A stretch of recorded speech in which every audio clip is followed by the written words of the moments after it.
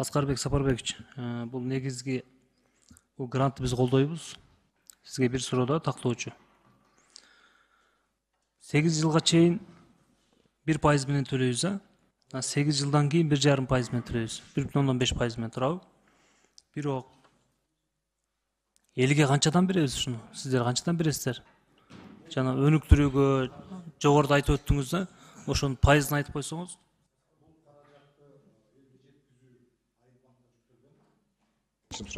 Бул каражаттарды бенефициарларга берүү Айыл банкка жүктөлгөн, себеби Азия өнүктүрүү банкынын талаптарына ошол биздин Айыл банк жооп берип атат. Муну изилдешкен, карап чыгын, анан бүгүнкү күндө Айыл банкка берилди. Айыл банкка финансы министрлиги азырынча алдын ала каралган пайыз 6% менен. Ал эми Минфин Айыл банкка берет 6% менен сомдо.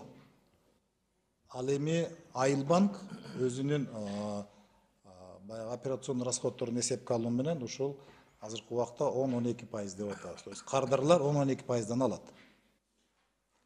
Башка банктар катышабы деген суроого башка банктар заявкасын берсе болот.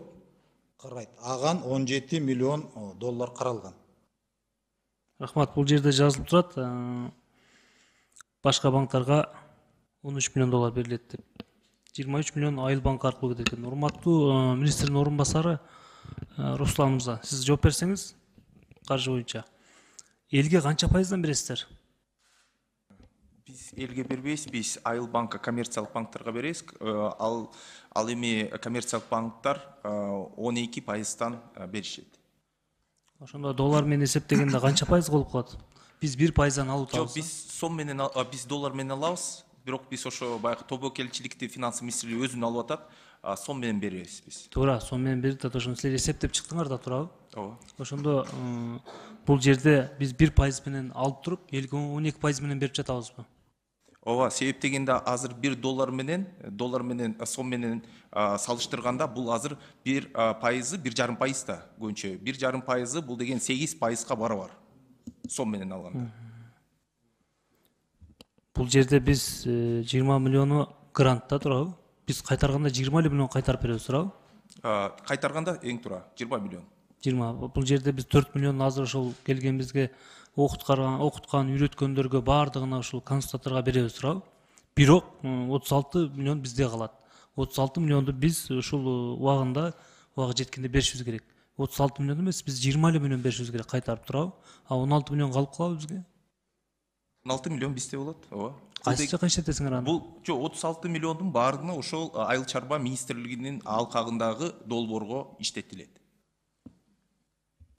Ушул вопрос болуп жатат да, 16 миллионду кийин кайсы жака иштетесиңер, кандай болот? Урматтуу Аскарбек Сапарбекович, сиз жооп берип койсоңуз. Бул каражат кайтарым каражат 32 жылга Жок, мен түшүнүп, ошо 20 миллион кайтарып беребиз да. бул ушул эле багытта кийин пайдаланууга калат. Как револьверный эле фонд болуп калып калат. Сиздер кийин ошол Бул каражат кийин кайра кайтарылганда эле кайра дыйкандарга беребиз. Бул башка багытка кетпейт деп макулдашканбыз. сиздердин балансыңыздарда калат экен да, значит, да? Айбек Жапарович, бул боюнча 36 миллион доллар бул биякта эле калат. Бул финансы министрлигинде Айыл банкка берилет. Айыл банкка 20 жылга берилет.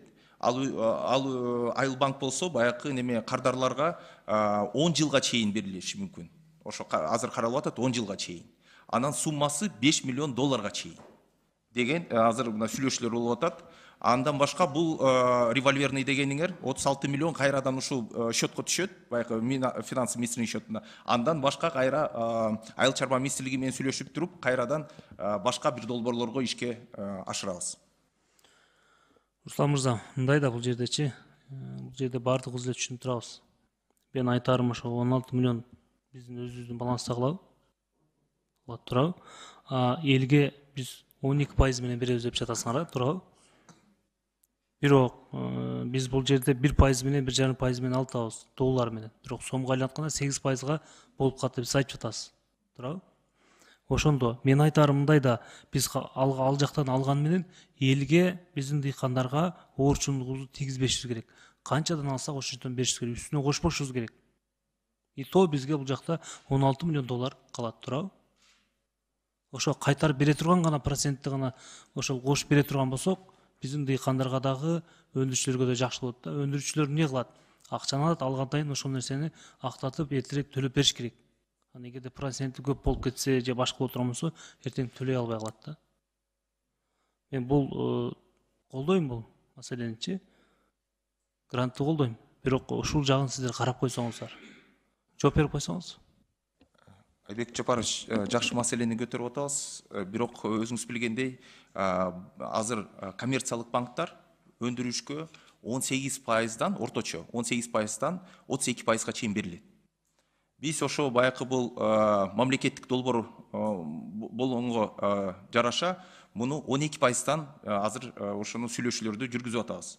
Бирок азыр Аскарбек Сапарбекович айткандай 10%га да түшүшү мүмкүн деп эметип атабыз. Азыр ошо баякы финансылык жагында карап атабыз да. 23 миллион доллар Айыл банк аркылуу берилет, калган 13 миллион доллар башка банктар мекемелер аркылуу берилет деп турат да. Ушунун баарын эле өзүбүздүн Айыл банк мамлекеттик банкта турабы. Айыл банк аркылуу болбосо өз мамлекеттик башка банктар аркылуу берсек жакшы болот эле да.